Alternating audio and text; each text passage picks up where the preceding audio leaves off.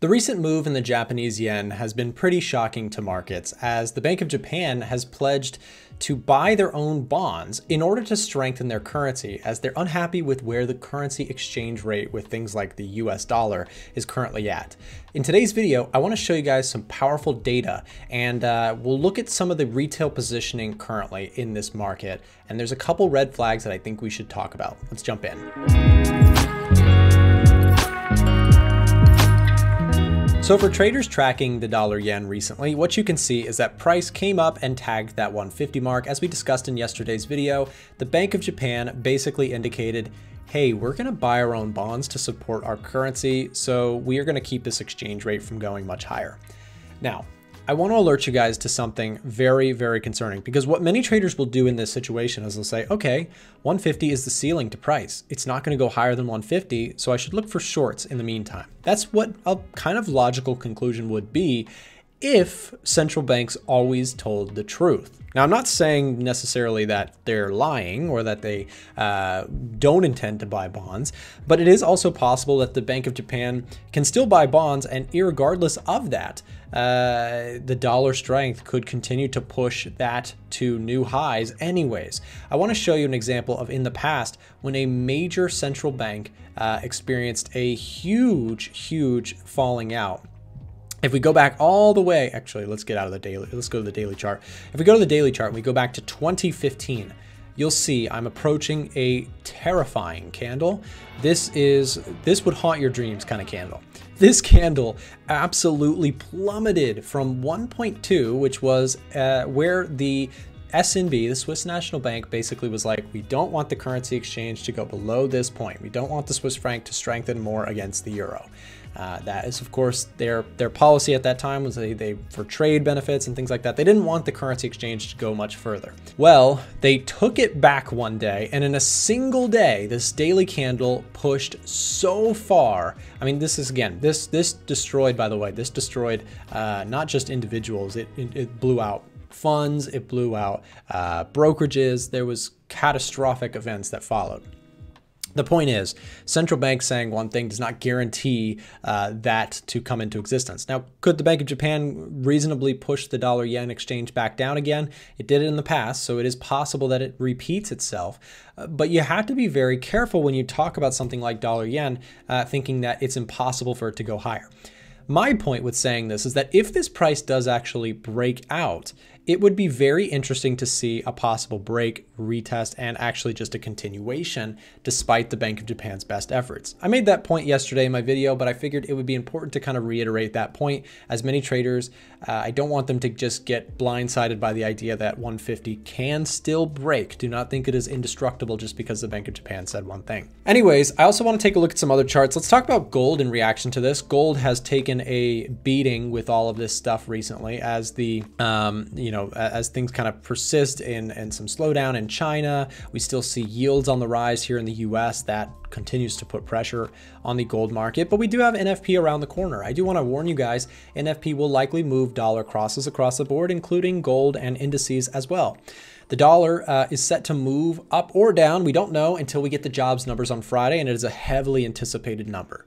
Jobs are really indicative of inflation. If more people have jobs, inflation will remain stubborn. If less people have jobs, if people are not getting hired as quickly, or we even see a slowdown in the job market, that would actually be a really good thing for gold specifically, but it would also be a weak thing for the dollar, as perhaps central bank here in the US, the Fed, might be a little bit less inclined to stay so hawkish to get inflation under control. Anyways, back to gold here. I made this point yesterday. This idea of a pullback could be interesting to watch out for, but I'm still interested mostly in a short bias, but not in this area. I've got to see one of two scenarios. As mentioned yesterday, a pullback to this area or a break and retest. Let's continue to take a look at some other charts. The NASDAQ made a push higher here this morning off of ADP numbers showing some signs of cool down in the labor market. Again, keep your eyes fixed on the labor market. It's a very, very important component to economies. Anyways, the NASDAQ pushed off the lows, and it does seem to have found support. If you're a NASDAQ bull, what I would indicate would be possible breakouts would be interesting, but still very hesitant for me. The reason I say that is because there is a lot of headwinds on the markets right now. However, GDP is still growing. We're still seeing economic growth. We are still seeing, that labor market is indicative of companies still doing well. So I'm not necessarily outright bearish on indices, but I'm definitely not super bullish either. The inflationary pressures still are on, and yields going higher adds a competitor to the scene. When yields are higher, it makes bonds more attractive. And when you think about investment opportunities out there, if yields are at, the 10-year is starting to look pretty interesting, nearing 5%, this is a competitor. People think, should I buy stocks or should I buy bonds? And that becomes increasingly interesting to talk about as this goes up, because the competitive nature of bonds becomes more attractive when yields are higher. So this is a negative catalyst in some ways to the stock market. However, it also indicates U.S. economy strength. The reason for that is, of course, yields rising is kind of a reflection of they think rates are going to stay higher because the economy can support it. Anyways, let's keep going and talk about the dollar index a little bit. The dollar index pulled back here today, but showing some signs of strength. This 4-hour chart, in my personal opinion, still looks strong. So Euro USD might be our next thing to look at. But again, dollar holding this 50% retracement, bouncing off, long wick off the bottom. That's a nice start here for dollar bulls. Again, this is coming off of retesting that 106.7 mark that we've talked so much about here on the channel. I think, like I said, bulls still are in control of this market until we start to see true, signs of failure. The dollar strength is here to stay. I'm a true believer in trend following, both fundamentally and technically, and the technicals look good and the fundamentals still look strong for the dollar at this time. So I'm going to be cautious on shorting the dollar at this point. And in my opinion, things like Euro USD look ripe for possible sell continuations. Now, of course, this is my opinion as always with these videos. I'm not here telling you what to do with your money, but in my opinion, the euro looks kind of interesting on the short side due to the fact that, again, it is pulling back in an overall downward trend. The dollar strength looks intact and has good fundamental grounds to stand on. And I'm still bearish on this thing until further notice. That 50% looks pretty interesting to me. I may even actually look to take a trade. And if I do share a trade, you guys will see it inside of our Discord channel, which, by the way, if you're this far in the video, I just want to say this.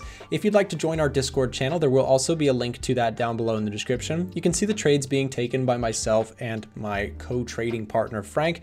If you'd like access to those trade ideas and things being shared, you can find more details down below in the description. And if you message us, send us a direct message on our website, you can actually get an extra discount because you are a stream subscriber or a video subscriber.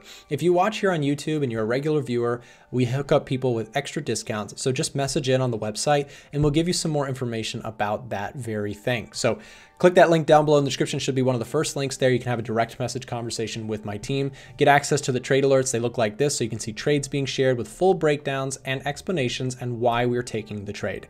With that said, guys, thank you very much for tuning into today's video and have a great day.